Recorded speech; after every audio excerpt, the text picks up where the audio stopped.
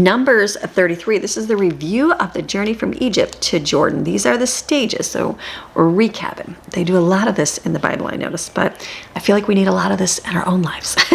I need to recap all the time over and over. It says, these are the stages of the journeys of the Israelites by which they came out of the land of Egypt by their tribal armies under the leadership of Moses and Aaron. Moses recorded their points of departure as the Lord commanded, stage by stage, and these are the journeys according to the points of departure.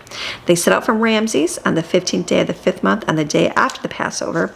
The Israelites moved out triumphantly in the sight of all the Egyptians, while the Egyptians were burying all their firstborn, whom the Lord had struck down among them upon their gods. The Lord also executed judgments. Then the Israelites moved out from Ramses, where they had all joined together and camped in Succoth. They moved out from Succoth and encamped in Etham, which is on the edge of the wilderness. They moved out from Etham and turned back to Pi-Haroth, and they camped before Migdol. And they moved out, and then they passed through the midst of the Red Sea into the wilderness, and they went a 3 days journey in the wilderness of Etham and camped at Marah. They moved out from Marah and came to Elim. There were 12 springs of water and 70 palm trees, and they camped there. And they moved out from Elim and camped by the Red Sea. They moved from the Red Sea and camped in the wilderness of Sin. They moved out from the wilderness of Sin and camped at Dopka. They moved out from Dopka and camped at Alash. And they moved out from Alash and camped at Rephidim. Now it was there that the people had no water to drink. That was the complaining part.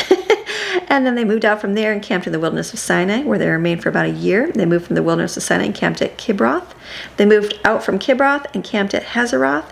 They moved out there and camped at near Kadesh, the place from which the 12 spies were sent. They moved out from there and camped at Rimmon Perez. They moved out from Rimmon Perez and camped at Libnah. They moved out from Libnah and camped at Risha. They moved out from Risha and camped at Kehelathoth.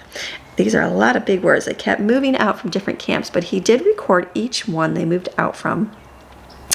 And verse 30 says they moved from the Ezon, camped in the wilderness of Zin, which is Kadesh, and they moved out from Kadesh and camped at Mount Hor on the edge of the land of Edom.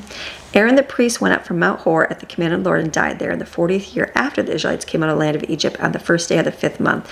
Aaron was 123 years old when he died on Mount Hor. The Canaanite king of Arad, who lived in the Negev in the land of Canaan, heard that the sons of Israel were coming. So they moved out from Mount Hor and camped at Zalmoth, and they told the different places they moved from. They moved from the mountains of Aram and camped in the plains of Moab. And that was their last stop on their journey to Canaan. They camped by the Jordan from Beth Jehoshaphat as far as Abel Shittim in the plains of Moab. The law of possessing the land.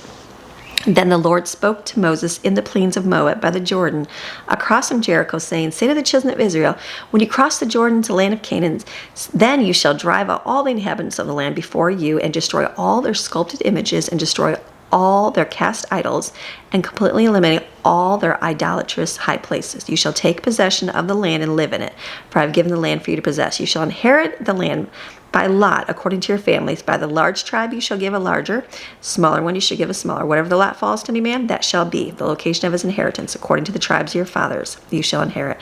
But if you do not drive out the inhabitants of the land from before you, then those you let remain of them will be like pricks in your eyes and like thorns in your sides, and they will attack you in the land in which you live.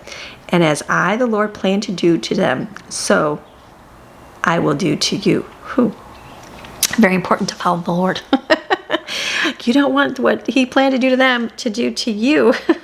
We don't want to have that fail. So this is your daily Bible chapter reading God's Word Monday through Friday. See you tomorrow.